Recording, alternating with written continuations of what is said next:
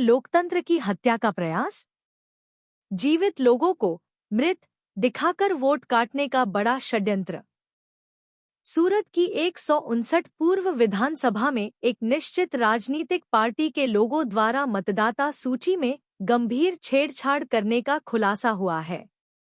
जीवित मतदाताओं को मृत दिखाकर फॉर्म नंबर 7 भरा गया।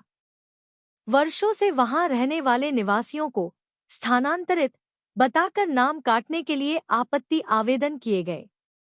विरोधी वोटों को कम करने के लिए यह निम्न स्तर की राजनीति खेली जा रही है।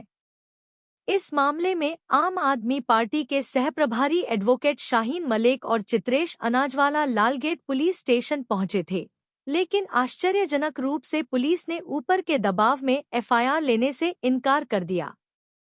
क्या जनता के मताधिकार पर हमला करने वाली इन शक्तियों को रोका जाएगा? इस मामले पर आगे कार्रवाई होती है या नहीं?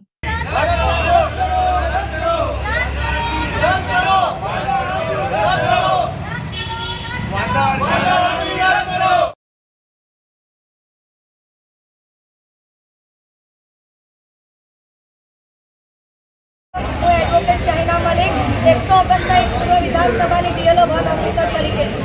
આજે અમે અમારા માઇનોરિટી વિસ્તાર મોગલીસરા, નાણાવાડ, અમારું પટની કોલોની અને પ્રણાઈ મંદિર જેવા અમારા 8 થી 10 બૂથો છે। હવે આ એક બીએનએસની કલમ 156 મુજબ 467 મુજબ ગુનો થાય છે, નાગરિકતા ઉપર એ છે, ખોટા વાંધાઓ રજૂ થાય છે, તો પછી હજી કેમ નહીં લેવામાં આવે? ને આ તો કાયદેસર છે, એવું તો નથી ને કે નથી। ईसीआई गाइडलाइन बहार पाड़ी है।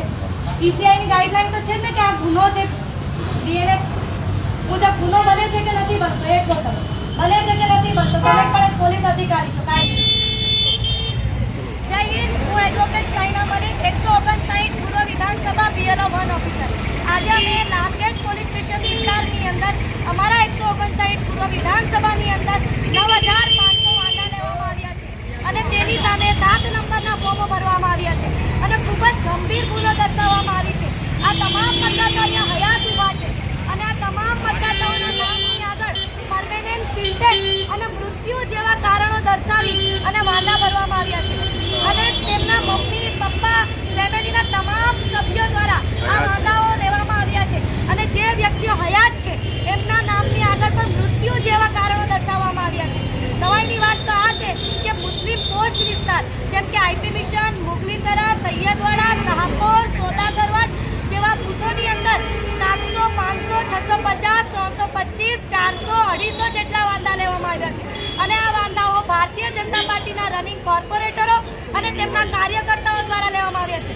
ભૂપેન્દ્રભાઈ રાવતકા, નીતિશાબેન રાવતકા, એમની ડોટર જે વાંધાઓ લીધા છે 17/1/2026, 18/1/2026 રોજ લેવામાં આવ્યા છે અને નીતિશાબેન રાવતકા જે આજે આશરે અમારી જાણકારી મુજબ 1.5 વર્ષથી યુકે મુકામે પોતાનું એજ્યુકેશન લેવા ગયા છે, પરંતુ તે અચાનક 17 તારીખે આવીને અમારા 22 નંબર, 25 નંબર, 27 નંબરના બૂથમાં વાંધાઓ લે છે અને જણાવે છે કે આ તમામ મતદાતાઓ મૃત્યુ પામેલા છે અને પરમેનન્ટ શિફ્ટેડ છે।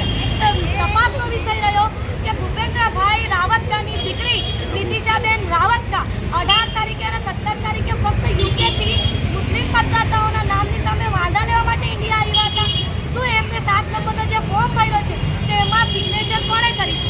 આ તમામ ગંભીર બાબતો છે અને ઈસીઆઈને ગેરમાર્ગે દોરવાનું, સરકારને હેરાનગતિ કરવાનું અને મતદાતાઓને હેરાનગતિ કરવાનું અને તેમની નાગરિકતા સંબંધિત પ્રશ્નો અને તેમની નાગરિકતા ઉપર જે પ્રશ્નો ઉઠાવવામાં આવ્યા છે અને તેઓએ જણાવ્યું છે કે આ તમામ મતદાતાઓ અહીંયા નહીં રહેતા, જેથી કરીને તેમની નાગરિકતા અને તેમનો વોટિંગનો રાઇટ રદ કરવામાં આવે અને આ ખૂબ બંધારણીય ગંભીર બાબત છે અને આની બાબતે આજે અમે લાલગેટ પોલીસ સ્ટેશનની અંદર તમામ સ્થાનિકો મળીને એફઆઈઆર નોંધાવવા માટે આવ્યા છે અને ભૂપેન્દ્રભાઈ અને જે લોકોએ વાંધાઓ લીધા છે, પોત નંબર 7 ભર્યા છે, એમણે સાબિત કરવું પડશે કે અમે મતદાતાઓ અહીંના સ્થાનિક નથી અને અમે મૃત્યુ પામ્યા છે।